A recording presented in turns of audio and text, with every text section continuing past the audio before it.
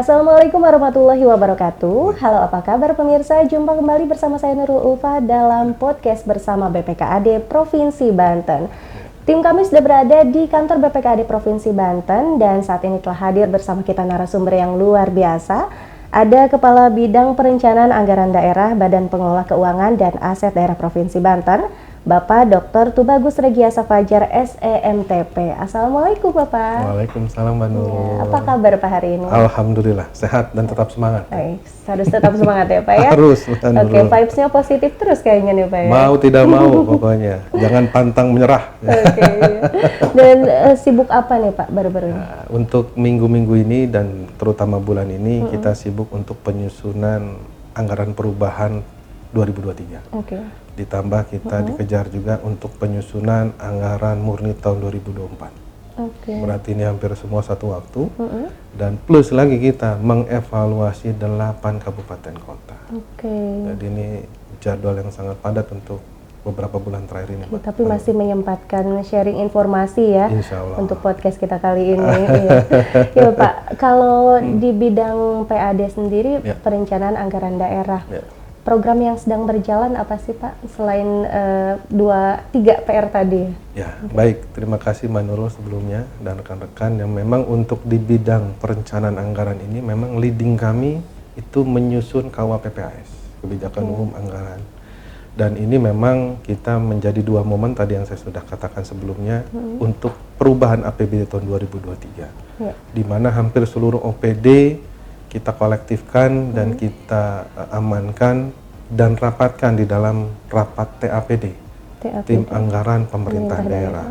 Itu dilaksanakan bersama Gubernur dan DPRD.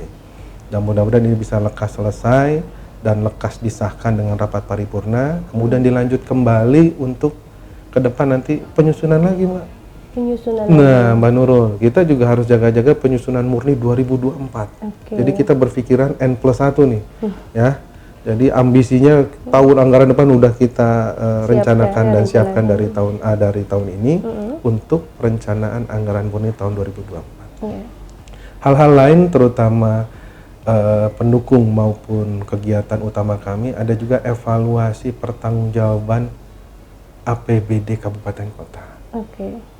1 bulan yang lalu alhamdulillah kita sudah menyelesaikan evaluasi pertanggungjawaban APBD murni 8 kabupaten kota dan kita tutup dengan penilaian malam anugerah penilaian keuangan. Pengelolaan keuangan di 8 kabupaten kota yang kita laksanakan kemarin itu terakhir di Kota Tangerang. Dan alhamdulillah berjalan lancar semuanya. Jadi kenapa kita buat semacam idol juga karena untuk menaikkan peningkatan pengelolaan keuangan di 8 kabupaten ini supaya berlomba, Mbak. Mbak Nurul. Jadi kita berharap Provinsi Banten ke depan harus yang menjadi terdepan, ya, dengan pengelolaan keuangan yang lebih baik lagi dari tahun-tahun sebelumnya. Jadi memotivasi pemerintah daerah kabupaten kota gitu. Betul. Nah, kalau bicara tentang perencanaan anggaran daerah, tentu tidak terlepas juga dari target PAD ya. Betul. Perencanaan target PAD setiap tahunnya begitu Pak. Kalau di 2023 ini sebetulnya berapa sih Pak targetnya dan capaiannya di semester 2 ini sudah sejauh mana? Nah, untuk perencanaan pendapatan sebetulnya ini lebih tepatnya nanti ada di Badan Pendapatan Daerah, tetapi kami juga bersinergi dengan Bapenda bersama dengan BPKAD. Kita pernah mencapai tingkat terbaiknya itu tahun 2022 dan 2023 sebetulnya nih, Pak. Oke, 2 tahun ini berarti. Ya, 2 tahun ini insya Allah pasca pandemi ini Provinsi Banten bisa menempatkan diri APBD terbesar nomor 4 nasional. Nomor 4 nasional. Ya, dan alhamdulillah juga saat ini kita masih bertengger di 5 besar untuk tukin yang terbaik atau terbesar setelah Provinsi DKI Jakarta. Oke. Ini juga menyematkan kita untuk lebih meningkatkan pembangunan di pemerintah Provinsi Banten dan untuk memberi semangat kepada seluruh ASN untuk bergerak lebih maju lagi ke depan. Untuk target kali ini memang kemarin kita sudah pasang di angka 7 triliun sekian untuk pendapatan asli daerah.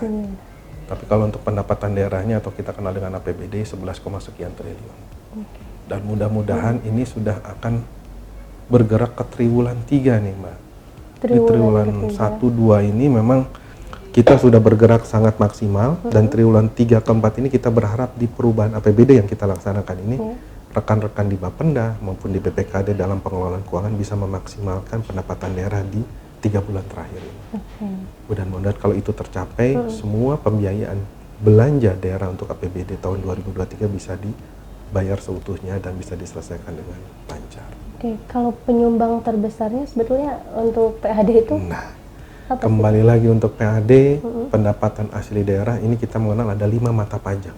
5 mata pajak ini memang masih berdasarkan Undang-Undang 28 2009. PKB, pajak kendaraan bermotor, Mbak Nurul harus tahu nih. Dan sudah bayar belum? Sudah belum. Jangan sampai nunggak loh. BBNKB, bea balik nama kendaraan bermotor, pajak air permukaan. Nah, ini hati-hati nih. Biasanya rekan-rekan atau masyarakat agak terbalik dengan kabupaten kota, ada pajak air bawah tanah. Kita pajak air permukaan. Air permukaan. Biasanya ini di perusahaan-perusahaan yang memakai air sungai dan lain sebagainya.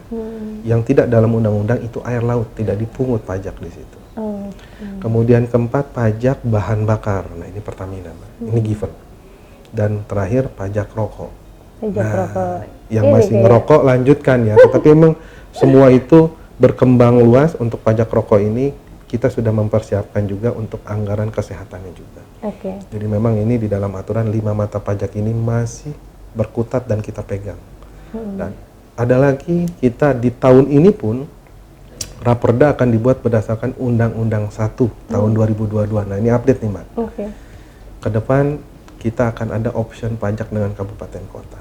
Dan kita harus lebih sharing lagi lebih banyak. Tetapi mata pajak kita tambah lagi 2. Apa tuh, Pak? Pajak alat berat dan pajak mineral bukan logam. Mineral bukan logam. Nah, disinilah nanti ke depan, walaupun ini belum tergali dengan maksimal dan belum dilaksanakan, tetapi kita harus jaga-jaga ke depan ini harus menjadi pemantik untuk meningkatkan PAD kita ke depan. Jadi dan tidak hanya mengandalkan yang 5 mata pajak tadi itu ya, Pak ya, tapi juga sektor lain juga turut berkontribusi. Harus. Pak ya. Nah kalau bicara tentang penguatan atau peningkatan PAD dari tahun ke tahun, tentu ada strategi yang harus dipersiapkan gitu ya, Pak ya. Baik itu dimulai dari perencanaannya hingga pelaksanaannya. Nah, kalau di bidang PAD saya suka ketukar, Pak, PAD-nya. Ingatnya pendapatan aja ya? Ya mungkin ingatnya lebih ke pendapatan asli daerah, padahal ini perencanaan anggaran daerah. Ini berkaitan juga kan, Pak ya? Betul.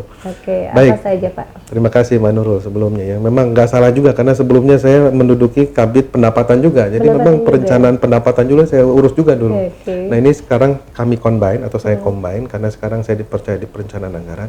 Memang dari penyusunan anggaran tidak lepas dari tahapan penyusunan APBD.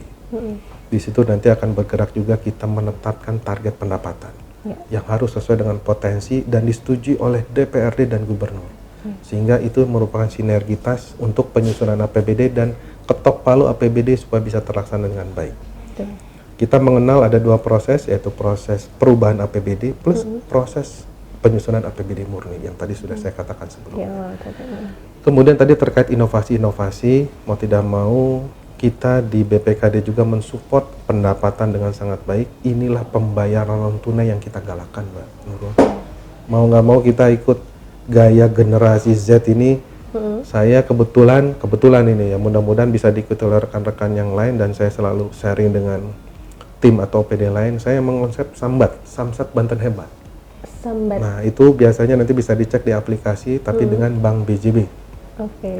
Kemudian dulu saya pernah mengonsep dan sudah dipakai juga Samsat Ceria, cepat, ringkas, aman. Itu di Bank Banten. Jadi semua bank kita pakai. Walaupun bank persepsi kita atau bank daerah kita, Bank Banten yang harus kita selalu dukung. Dan kondisi demikian kita juga bekerja sama dengan Bank Indonesia, dan alhamdulillah kita bisa menjadi penyokong atau pembayaran non tunai pertama di Pulau Jawa, alhamdulillah, untuk Provinsi Banten tahun 2022-2023, sebelumnya tadi dari tahun 2022. Dan kami tidak lupa juga, kita berpikiran lebih maju, kita lirik juga e-commerce, Mbak Nurul. Betul. Nah, itulah yang kita namakan non tunai. Sambat itu dengan Samsat Ceria, Tokopedia, mohon maaf kita menyebutkan e-commerce ya. Tokopedia, Bukalapak, GoPay, Linkaja, Fastpay, bebas bayar, Banten Pay, virtual account, Indo Alfa. Sudah banyak ya e-commerce yang banyak, dan tolong digunakan maksimal. Kalaupun nanti ada tersendat pembayaran, itu mungkin dari jaringan dan lain sebagainya, kita percayakan kepada bank-bank yang kuat tersebut. Dan nanti ke depan inovasi tersebut kami sudah dorong juga pembayaran by kris. By Atau kris kalau orang bilang ada QRIS lah QRIS, atau kris. Kita juga nggak mau kalah dengan restoran dan lain sebagainya. Pembayaran penopang pajak ada namanya retribusi daerah. Retribusi daerah. Retribusi daerah ini didukung atau ditopang 12 OPD penghasil. Dan kami sudah pembayarannya by kris. Dari Bank BJB. Alhamdulillah. Nah, nanti diikuti dengan Bank Banten mensupport layanan-layanan lain yang untuk memperkuat pembayaran non tunainya. Mungkin itu Mbak Nurul. Kalau untuk penerapan strateginya sendiri melibatkan pihak mana saja Pak? Apakah hanya OPD saja seperti tadi 12 OPD begitu, atau misalnya selain perbankan ada pihak lain, atau mungkin juga UMKM mungkin bisa dilibatkan juga begitu? Ya.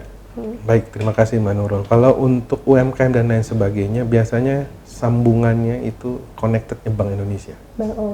Jadi mereka punya rilis UMKM dan kita juga mengingatkan UMKM kita yang ada di Dinas Koperasi juga bahwa tolong pembayaran sudah melalui pembayaran non tunai ya, terutama untuk pembayaran pajak.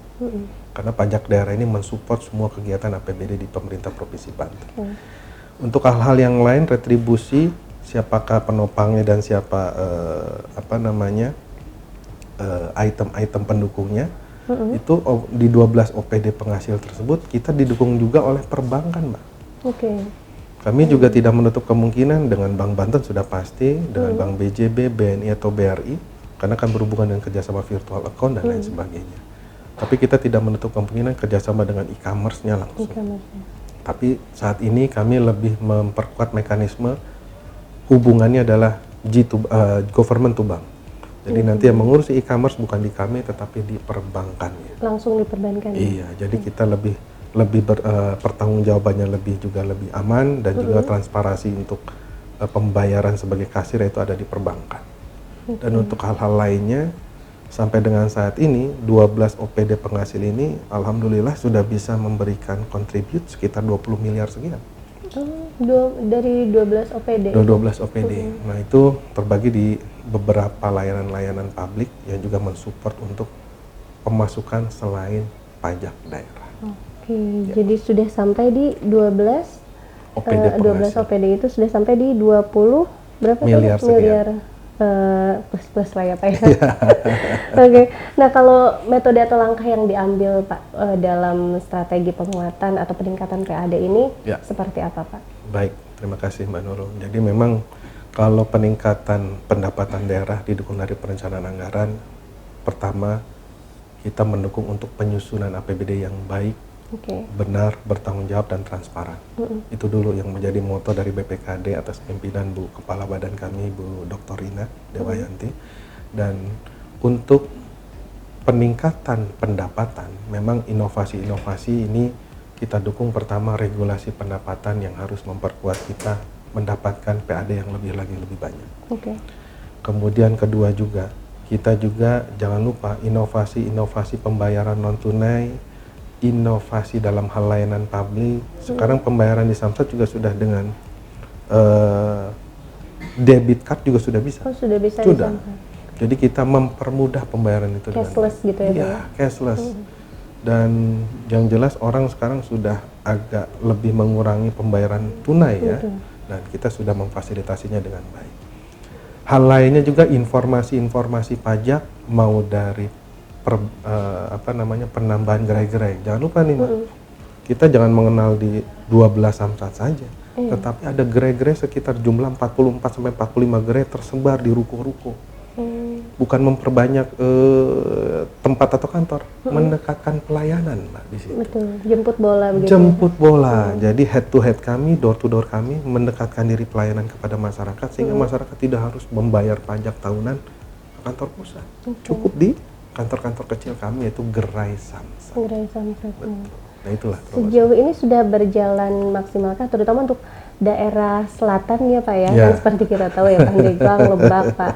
Agak sulit juga dijangkau ya kalau semua harus bertumpu pada BPKAD provinsi begitu. Seperti apa penerapannya di daerah-daerah pelosok dan koordinasinya bagaimana Pak? Baik, Mbak Nurul. Jadi kalau untuk tempat-tempat yang terpencil, selain gerai-gerai, kalau tidak salah di Pandeglang juga kita punya gerai Panimbang tuh kita taruh di Panimbang. Panimbang ada. Kemudian Rangkas itu ada gerai Gunung Kancana. sengaja itu daerah selatan. Nah, bagi yang turunan kidul, Turki tolong bayar di situ tuh. Nah, silakan manfaatkan itu. Dan tidak lepas juga kita ada armada sekitar 22 mobil ya Pak ya. Itu mobil samling kami. Oke, samsat keliling ya. Iya, dan kami juga. kebetulan saya juga pernah di Bapeda juga mengonsep mobil samling yang dulunya pakai solar, sekarang sudah tenaga listrik.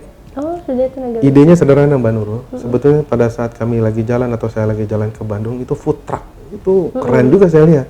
Kenapa kita tidak sulap mobil samling itu dengan atap tenda, AC di dalam, pelayanan lebih prima, pakai toa. Iya. Ya, tidak kalah. Mohon maaf mau jualan es krim dan lain sebagainya. Kami punya lagu Bapenda. Bunyinya bukan tahu bulat. Bukan tahu bulat, jangan. Ribut nanti kalau tahu bulat.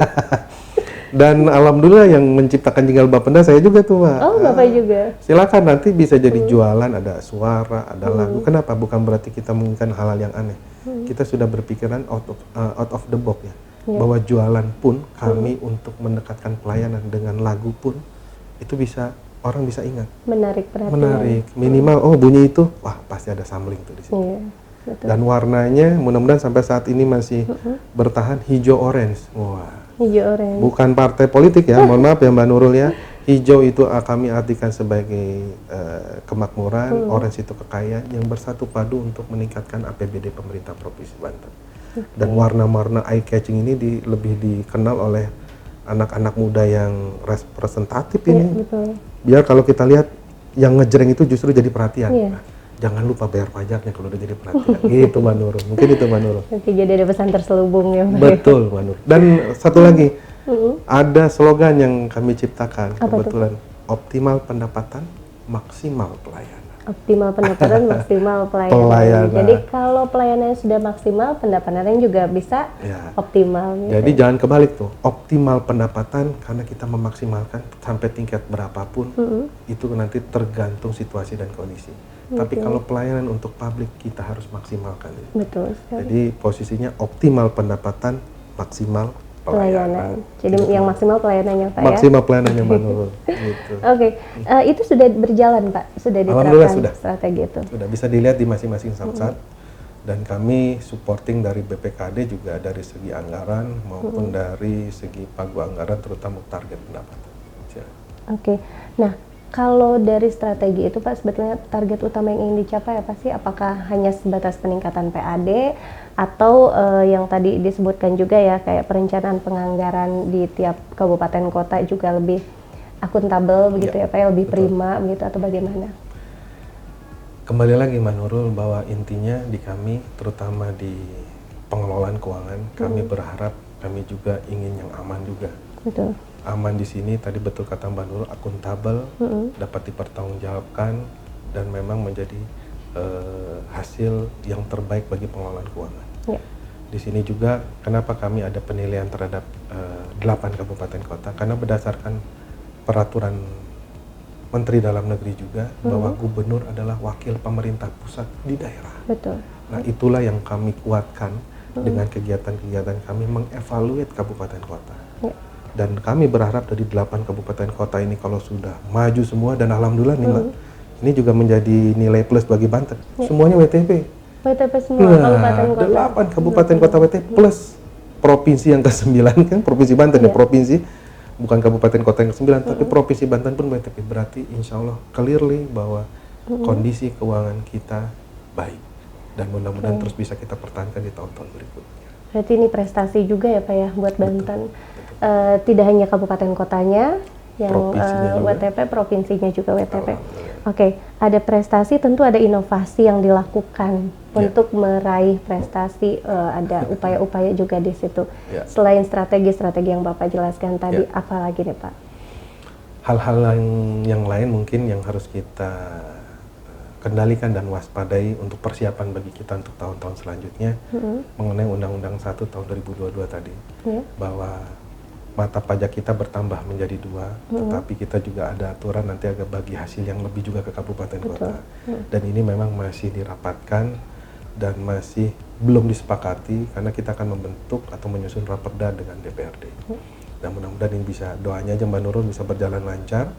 Dan ini memang kita serentak dengan seluruh provinsi di Indonesia. Jadi nanti aturannya sama.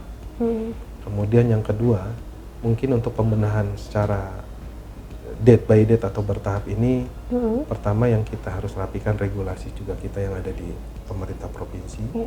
Kemudian kedua, penguatan SDM, jangan lupa nih, sumber daya manusianya harus sangat kuat ini. Betul sekali, apalagi era digital ya. Betul, dan kita jangan sampai gagap teknologi, karena semua udah IT nih. Wayana saya juga sekarang sudah melihat area-area aplikasi dan lain sebagainya, kita jangan sampai ketinggalan di situ.